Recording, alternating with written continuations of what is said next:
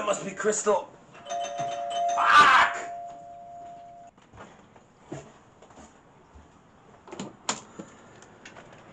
You, do something different with your hair? I trimmed a bit. Alright, fuck it. Alright, I don't know the GPS. I don't even see an address here. I mean, It's gotta be the right place, right? there's a skull, you would think. He said the bottom one, right? The bottom door? Yeah, are we supposed to go down here? Is this guy's just gonna kill us? Is that... Okay. Well, I might die on these stairs before he gets a chance to kill us anyway.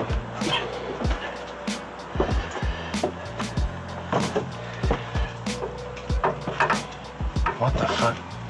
Should I just knock? I guess so.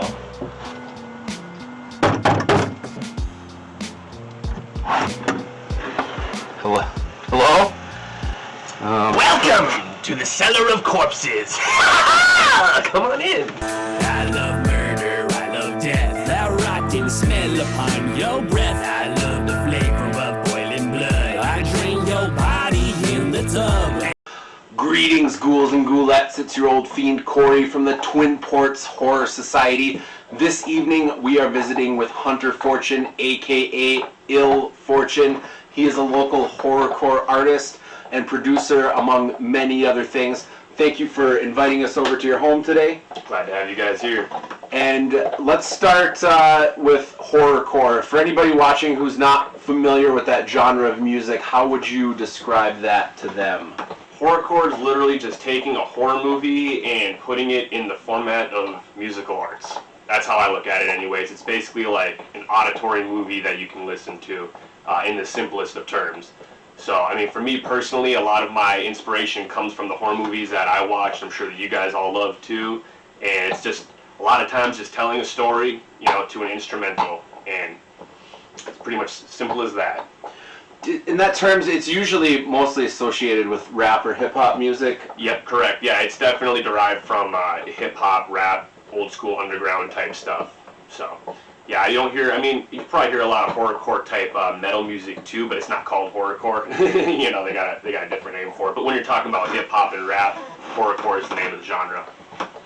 Excellent. So how did you first start getting into making that type of music yourself? So from a really young age, I was influenced by my uncle, he's a huge horror movie fanatic, always has been. He loves everything about horror, Halloween, death, serial killers. And from a young age, me and my brother were exposed to a lot of underground horror movies, cult classics and stuff that people wouldn't have heard of. One of my earliest memories is me and my brother and then my two cousins were over at my uncle's house, and he filled up a room full of smoke and was playing H2O on a little TV, and he had a strobe light going, and we're all like 5, 6 years old, just running around the room, screaming our heads off, catching a glimpse of the TV screen every couple seconds and seeing Michael Myers on there, and it's one of the coolest memories that I have, and that kind of sparked it. Aside from that, I've always had a huge love for horror and Halloween. Like Halloween, I'm sure, like any other kid can say it's their favorite holiday, but it really was my favorite holiday. When your uncle was showing you those movies, is that something that your parents knew about? Were they cool with that? Or was that kind of like, no, this is an uncle thing, don't be telling your mom and dad? My mom definitely didn't know. I'm sure she would have had some words if she did. My dad was aware of it to an extent, and he didn't really care as much when it came to like the old school horror movies, like the 80s, 90s type horror movies. But then when it came to like more surreal things, like say, I got an example of Hostel, the Hostel movie. Yeah. I remember when that first came out, my uncle got it, and he was going to play it for all of us, and my dad's like, hell no, get them out of here. And me and my brother had to go sit in the other room while my uncle, him, and then my two cousins all watched it together, and I was so pissed off at that. I was like, are you kidding me? I guess he thought that one was too realistic for us to watch. How old do you think you were then when that came out? Probably like 10, 11. Yeah, they might have made the right call there. I don't know. Maybe, yeah. I felt pretty left out, though. Watched it years later, and yeah, it's a good movie. I'll say that. The scene in there that still always gets me to this day is when they cut behind the ankles or whatever.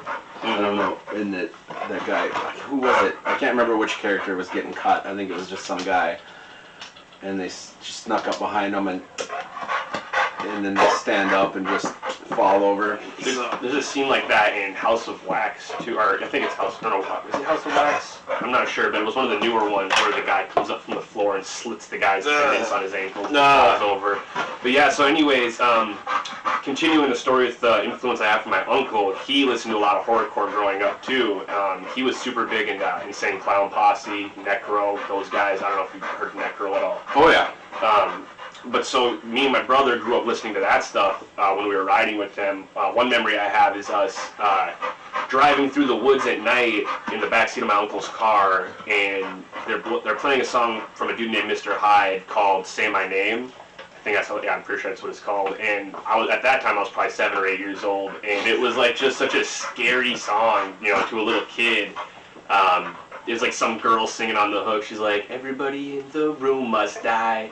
And we're driving through the woods at night, and they're smoking up the car and shit, and we're just in the back, like, I'm feeling like some maniac's gonna come through the woods charging at us any second or some shit. So just those creepy vibes that in the time when you're a kid, they scare the shit out of you, but then as you grow up, those memories feel more fond in a way. It's so hard to explain how horror works like that, how something that can freak you out so much can be so nostalgic in the future, and you just, they're happy memories. So I guess that's really how it started for us. Just that influence of always listening to horrorcore and stuff. Funny thing is when I first heard ICP, I hated them. I thought they were just like over the top vulgar, and I was like really big into Eminem at that time. That was probably around 2005-ish, probably around that time. And so I was all into Eminem, my brother was into ICP, and we were always bickering back and forth about who's better, and it got to a point where I kind of like said fuck Eminem, and I stopped listening to him for a long time, and I went over the Juggalo side and went full-blown Juggalo with my brother, and so I grew up like that. That was around like middle school time that I became a Juggalo and stuff, and years later I ended up becoming a fan of Eminem again, and kind of just, I guess the only reason I stopped listening to him was because they had beef back then. Yeah, so I remember that. Slim Anus. Yeah, exactly. And so I kind of took a side, and then years later matured up, and it's like, that's stupid. I'm just gonna fuck with what I fuck with, and I got respect for both sides now. I think a lot of people, when they listen to music in like middle school or high school too, they get into a lot of that stuff, like, oh, this is cool, this isn't cool, or what other people think is cool. And then when you get older, you're just like, I don't give a shit. I'll listen to Britney Spears if I want to, and no one's gonna tell me not to. So exactly, you don't really give a shit what other people like, and especially in the underground scene, it's kind of just like you got to be your own person, and you vibe with what you vibe with. And it's not about what's popular right now. And that's what I hate about the mainstream scene is a lot of of the average music listener. Well, I guess maybe not the average one, but a lot of these kids nowadays only rock with these artists because they're popular. Like these new mainstream acts that are coming out, and I always hated that. Like if I'm gonna rock with somebody, they have to have content, subject matter. They have to have lyrical ability, and they have to have originality. That type of thing. And I don't get that a lot from the new acts that I see coming out in the scene. So that's why I like to keep it underground and old school, and I don't dive and try to look for new music as much as I used to. I kind of just stick to what I know. It's just comfort in that, I suppose. I think a lot of people kind of get like that when they get older too, because you're like, oh, there's all these bands, and every year, and you're hearing new stuff, and then you're just like, okay, I'm just like, for me, I'm just like, yeah, I'm just gonna go listen to the same Ramones records I've been listening to forever, and like, I don't want to hear 30 new bands anymore. It's like you just kind of get mentally like, I can't handle it. I already know what I like. Yeah, and that's not to say that there aren't dope new artists and bands coming out. There's this one band that I started listening to recently called Alazolalu, AXE for short, that's their acronym, and their stuff is top notch. They're super fresh and original, and they're right down with the horrorcore to their very essence, so definitely rock with them. And yeah, but other than that, I'm really pretty secluded with what I listen to and what I do, so.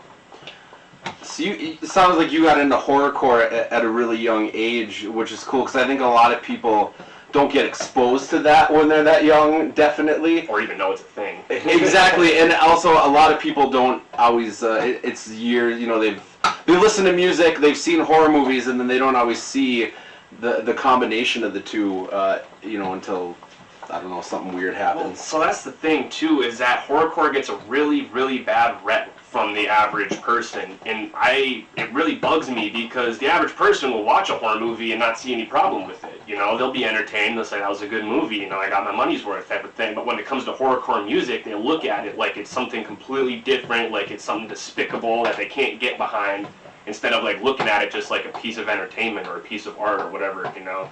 And I hate that disconnect. If more people would look at this genre closer to how they look at movies, there wouldn't be so much hate and judgment towards it. Yeah, it's kind of interesting too because I mean, especially when it comes to rap music, there's obviously always been a history of violence and other things that, you know, people like to complain about. But then, yeah, when you kind of put the over-the-top horror aspect to it, it does end up with a completely different stigma. So it's definitely interesting. I hear you there. Yeah, and I mean the type of violence that I rap about in my songs is all in like good taste, you know. It's not like I'm talking about necessarily murdering people on the street in like a surreal manner. It's more of like it's like a horror movie, you know. It's campy, it's funny, it's comical, it's, you know, call it what you will, but it's not necessarily doesn't hit true to home. It's just entertainment. Is how I look at it, you know. Just telling gory stories. Definitely. So tell the people about the music that you've been making, you know, about the stuff that you've been putting out on your own. Yeah, so I've been making music for over 10 years now. Well, technically I've been rapping since I was old enough to write. I remember I wrote my first verse before I was actually in kindergarten. And it was super corny and like really, really bad, you know, and I could barely even write at that point. But so I've been writing and rapping my entire life as far as I can remember. The stuff I've been doing recently, I've been dropping a lot of singles and kind of working at producing higher quality music videos. So right now I'm working with a local director named Kalen Mars. He worked with us on the shoot of our last episode of our show Lifties that we premiere on YouTube. Maybe more on that later. But anyway, so I'm working with him right now to produce a new music video for my album that I'm working on, which I haven't said too much about yet. I haven't announced the name of it. I haven't told or showed anybody the album artwork or anything, so it's still super low key. But him and I are hopefully going to be putting together this full vision for this video and making it the most professional, high quality, you know, video that I've ever done in my career. And I'm really looking forward to that, kind of like a level up type of thing, because the thing is, I'm super into videography and editing and everything, but you can't really film yourself when it comes to video editing. But yeah, when it comes to, you know, production and stuff, I can't film myself, which really sucks. I've done videos for other artists and whatnot, but so I had to finally find a director that can, you know, help bring the vision to life, you know, kind of a team effort. My thing is that I'm kind of a one-man army. I do a lot of stuff in-house by myself. I hate outsourcing unless I absolutely have to. So I'll do all the graphic design for my stuff, you know, production, mixing, mastering, video editing, promotion, marketing, all the business side of everything, and I like to really just dive into it. Right now I'm actually working on learning special effects and practical effects for videos. Before you guys even got here, I was experimenting with putting these big foils on my face, you know, and just seeing how that looked. I'll show you a picture of it after. But that's actually for the music video that we're working on. So I'm going to be doing a lot of special effects and practical effects, stuff like that on the set for that one too. But so right now I'm working on this album. I kind of took a break from doing the singles thing to focus all my energy into this one project, which I believe is going to be the best project that I've ever done. Without saying too much about the album, it's going to have really grimy vibes, kind of like New York grimy, if you can kind of imagine, you know, what that might sound like. I do have a lot of New York influence too. I love a lot of shit that comes from the East Coast. But so the album is going to have just those dark, grimy horror vibes all the way through. A lot of comedy in it, you know, dark comedy. But that's kind of where I'm at right now. The album is almost finished, actually. It's about 9 songs done right now. I want to do at least 10 songs for it and then a couple skits. I didn't want to go too far because with the attention spans of people nowadays, especially if they're not a fan of yours, they're not going to sit through a full album. So I'd rather give them a short album of, you know, just bangers, bangers, bangers, you know, like try to catch their attention and make a fan right off the bat instead of filling the album with 20 different songs that most people aren't going to listen to all of them anyways. So keep it short and simple is how I'm looking at this one. But yeah, we're getting pretty close to announcing it. Probably within the next few weeks, I'm going to, you know, make a couple posts and start promoting it. So looking forward to that for sure. I'm going to have to show you guys the album artwork after this. after this Nice. is done. Yeah, so I got it all loaded and ready. So I actually outsourced to a guy in India to do the artwork for this one. Like I said, I do a lot of graphic design and stuff, but this guy, I needed somebody that could do actual comic style artwork. Okay. And this guy nailed it, you know, for super cheap too. I found him on Fiverr. I don't know if you guys ever go on there or anything, but you can find a lot of talented people to work for cheap on there to help with stuff. So yeah, I'm really excited about that. I'm really eager just to release it. But I want to make sure all my ducks are in a row before I start dropping stuff. You know, I know a lot of people will jump the gun and they'll start announcing their projects or their albums and artwork right away before the album's even finished. I'm the opposite. I want to make sure everything is finished and ready to go before I even say anything, you know. Make sure we're all good to go there. So. Nice. Yeah, I mean, it sounds like you're really doing everything on your own and for yourself for the most part, which is awesome. I think hip hop's a good genre to do that in, obviously too. I mean, if you're gonna go out and start a band already, you're getting more people involved, and it's a whole headache right there. So it's got to be kind of nice just to be able to do everything at your leisure. So how much of a workload do you take on, or how much time do you immerse yourself in with these projects? Every single day I'm working on something. I'm in the studio every day. My schedule is usually like 9 or 10 a.m. I'm in the studio working on whatever I'm doing that day, and I'll stay in the studio till like between 3 and 5 p.m. and then I'll clock out and start just doing whatever else and relaxing for the day. But yeah, every single day I'm putting like 6 to 8 hours in just on various projects. Knowing and having all these different skill sets that I do, I was doing freelance work for a while, but it got to be too much, and it wasn't necessarily about the money, and it was taking too much time away from my own projects. So I kind of had to say, well, okay, I'm just going to hold up and start, focusing on my own stuff, because I'm getting too spread out here, and it's affecting my actual product that I want to be pushing.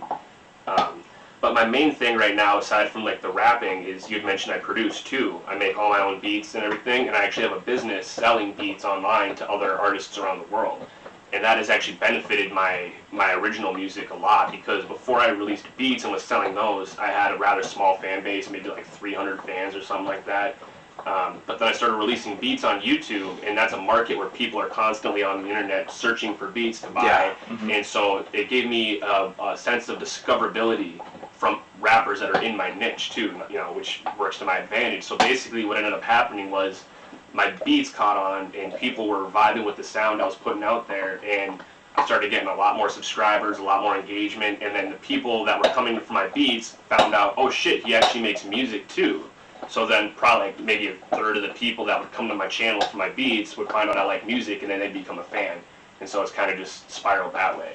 So it's almost like, I always say it, that if you're going to try to do one thing, you should have another thing that you're going to do that can also drive traffic too. So I know some people rap and they also skateboard, and if they're good at skating, that can help drive traffic to their music, because then people are discovering them through skateboarding and then finding out, oh, he makes music too, and then they become a fan.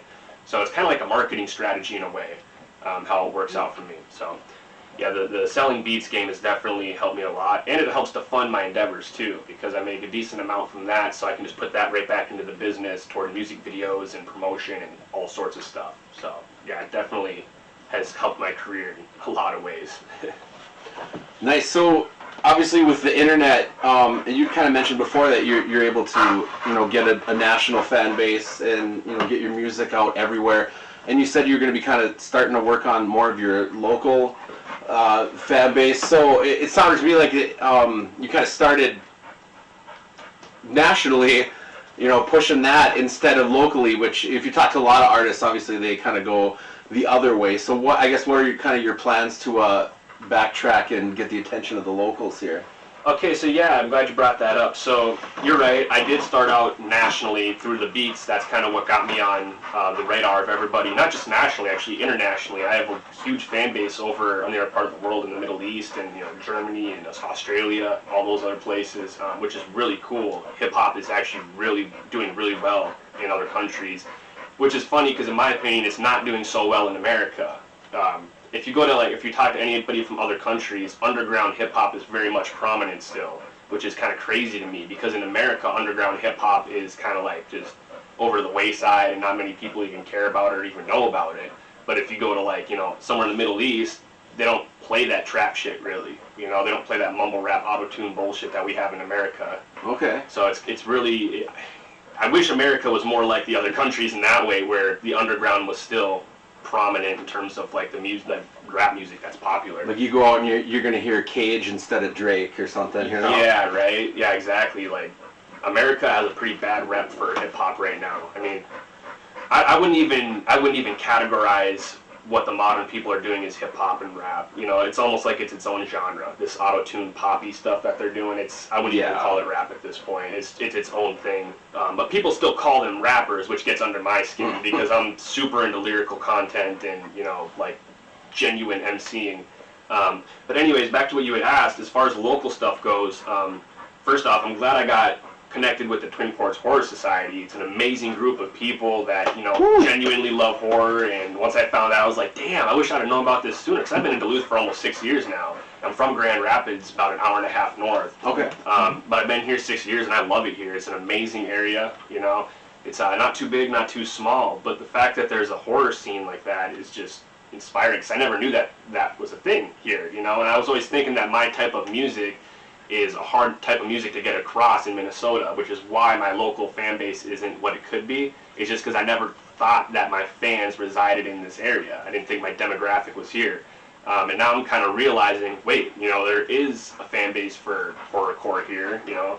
There is a fan base for underground / old school type hip hop. So right now my plan is just to do more shows. I've been working on a lot of music, keeping in mind that a lot of the stuff I need to make has to translate to being good for stage performances, and that's a mindset that I never used to have when writing music. I wouldn't even consider performing, like when I was writing music back then, I wouldn't even think about how it would go over on stage in front of a crowd. So now when I make music, I keep that in the back of my mind, is, you know, how is this gonna get portrayed to a crowd? How are they gonna take to it? So that's definitely something I gotta keep in mind as I make music. But definitely shaking hands, making new connections locally, which is something I've been doing a lot this summer, just putting in a lot of that footwork and getting to know people. And once I start doing some more shows in Duluth, I think it'll just go from there. So I've only done actually one show in Duluth since I've been here, and that was at the Red Herring before they closed down. Okay.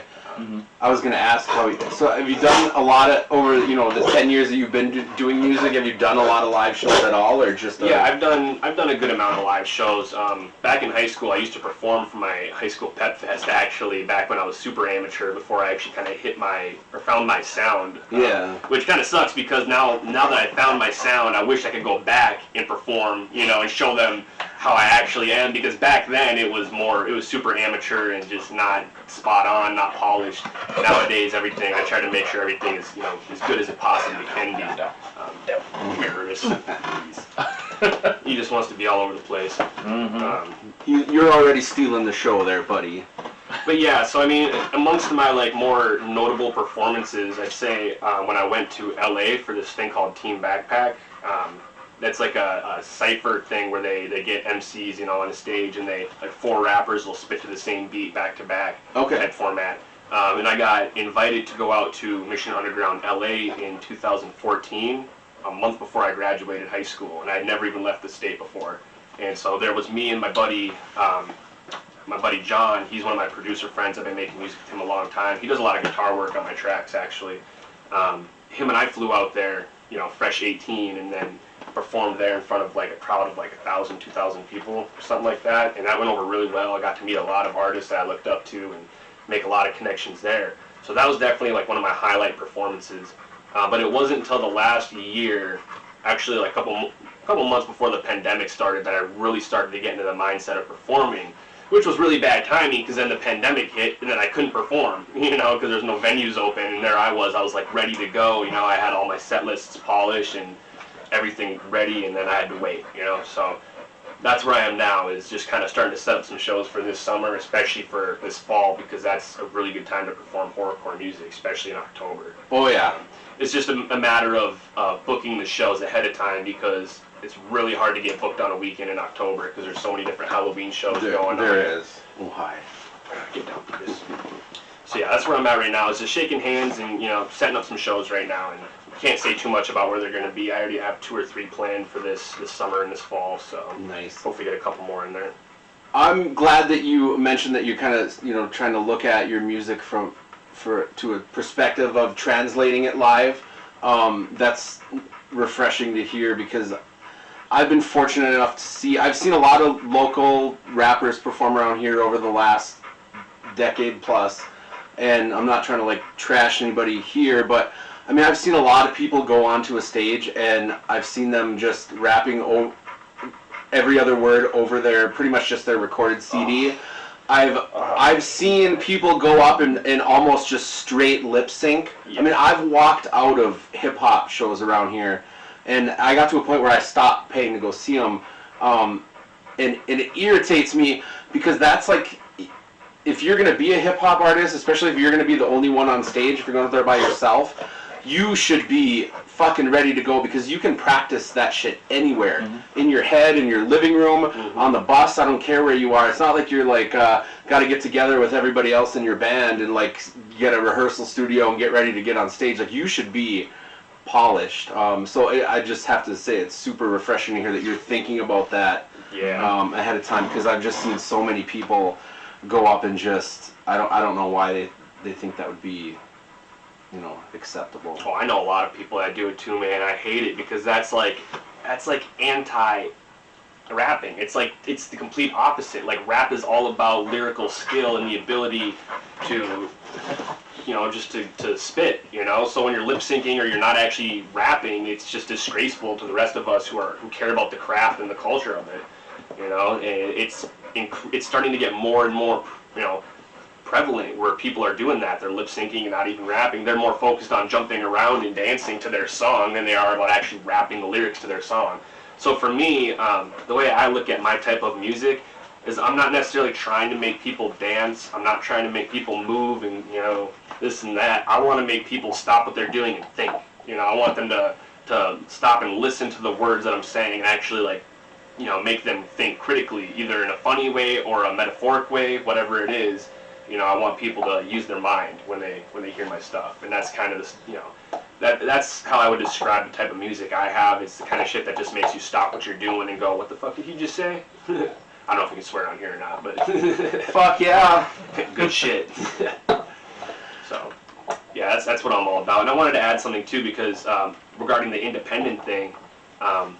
I am not looking to sign to a label, and that's one thing that sets me apart from a lot of the other rappers and artists in this industry. Is a lot of people are looking to get signed, get that advance, and then they've made it, quotation marks. All they've made it is they made themselves in some major debt, So I'm all about controlling 100% of the creative aspect. Not only that, but it allows me to keep a majority of the royalties, which is really helpful. I don't have to divvy up the pie between a bunch of guys in suits and shit, that have no idea what the hell's even going on. So I'm definitely all about keeping it independent for the rest of my career, at least until I'm at a point where I can start my own team. Not even necessarily a record label. I just want to start a team of artists that are affiliated under one name and can, release music under this umbrella, but maintain full creative control over their product. There wouldn't be anybody having their hands in it saying, you can't do this, you can't say that, you got to do this. I don't believe in that. When it comes to this type of music, you have to have full creative drive and direction of what you're doing. So that's just how I look at it anyways. And so it's all about just keeping it authentic. Yeah, well, I mean, with everything you've built up already, it'd get to the point where somebody would just come in and then they're just taking a piece of the pie that you've already baked. Yeah, exactly. So that makes complete sense to me. Yeah, if they're not contributing like a team member, then I don't need them. So like for instance, our director, Kalen Mars, the guy that I'm working with for this new music video, his contribution is going to be huge to what I'm doing. He's not even looking at it for the money. He just wants to work with me and build something great. That's the same thing I want to do. I just want to build something, that'll last forever, that people can look back on and say, yeah, I remember those days, that was amazing, So hopefully we can create that kind of vibe and atmosphere with this new album that I'm putting out, which I wish I could say more about it, but really do. So why don't you tell everybody where they can hear your music and everything else? Yeah, for sure. So I'm on every single streaming platform imaginable, iTunes, Spotify, SoundCloud, you name it, I'm there. Or you can go directly to my website, illfortunemusic.com, and you can get my full discography. You can find my merchandise there. You can buy my hard copies of my albums. So this is the last major album that I put out, called Fables of the Unstable. It's actually a sequel to my first major album, Cellar of Corpses. And when I say first major album, I mean under the name Ill Fortune. I used to go by Bloodshot back in high school, and when I moved to Duluth, I kind of just rebranded and changed everything about my sound, my name, my look, everything, just completely overhauled it. So Cellar of Corpses was the first album under Ill Fortune, and this is the sequel. And they're actually concept albums. They're stories about this entity called the Candyman, basically a half man, half demon entity that goes around just causing chaos and fucking shit up. This one specifically has a lot of, let's see, kind of like 80s, I don't want to say sci-fi, but kind of just like creepy 80s vibes. Let's just leave it at that. There's some pretty nostalgic type of sounds in this one for sure. A lot of skits too. So that one is definitely my most popular album that I've ever released to date. So illfortunemusic.com, you can pick up a hard copy of that, and that's music with a CK at the end, because we keep it sick. Yeah.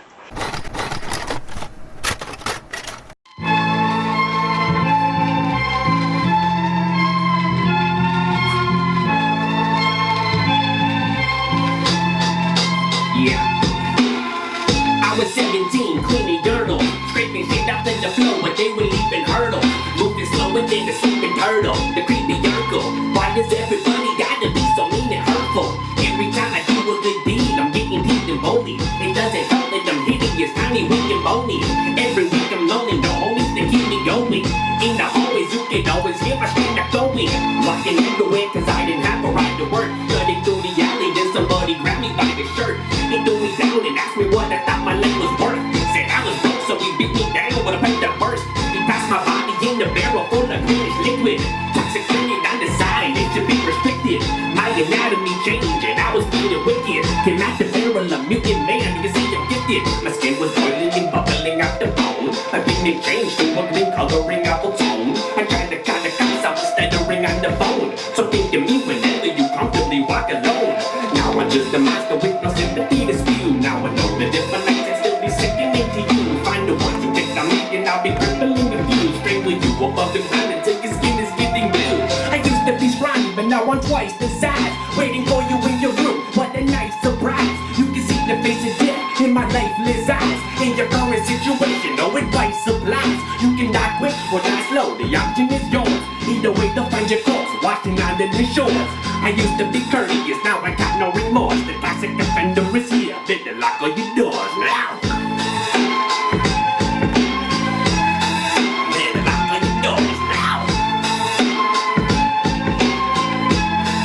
Better lock all your doors now. Keep it ill, Ill Fortune 2021. Yeah. Now it's time to hit the blunt.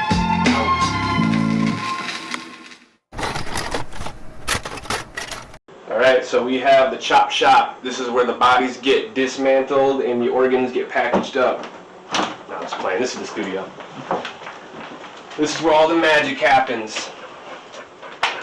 We got our microphone right here. Pretty simple setup. This is where I make all my beats, do all my business, all my finances and everything.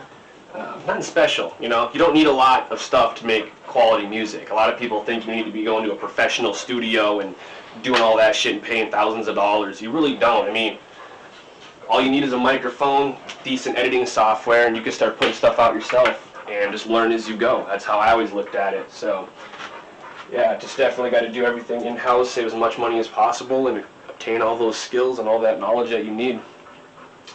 So, we even got some Easter eggs in here to hint the album. Quick glance at that. Dun dun dun. I wonder what that's all about. Ooh, we don't know. So yeah, this is the studio. This is actually the first look. I don't show this off very often, so the next one's going to be a lot better though. We're in the process of building a bigger studio with an actual recording booth and everything, so we can start getting other artists in there to record them and whatnot. So, yeah. Yeah, so I mean, everything you've put out, you can do right from this setup, though, right? Yep, everything I do as far as videos, music, everything. done in this room. Fucking technology. Straight up. You don't need a professional studio when you got your own shit. This is my little collection, my little family right here. I make these because I'm starting to dive into special effects and practical effects and just making shit. So this is actually supposed to be Pamela Voorhees for a Halloween costume we did one year. Did my best to make a head sculpt of it. Could have been better, but yeah, I just do all this with latex and toilet paper and then paint. Pretty simple stuff. Stuff that you can find around the house. So yeah, those two are just busts. This one's a mask that I made. It was kind of going for like a cheesy Leatherface mask. And then over here we got, this is another one that I made.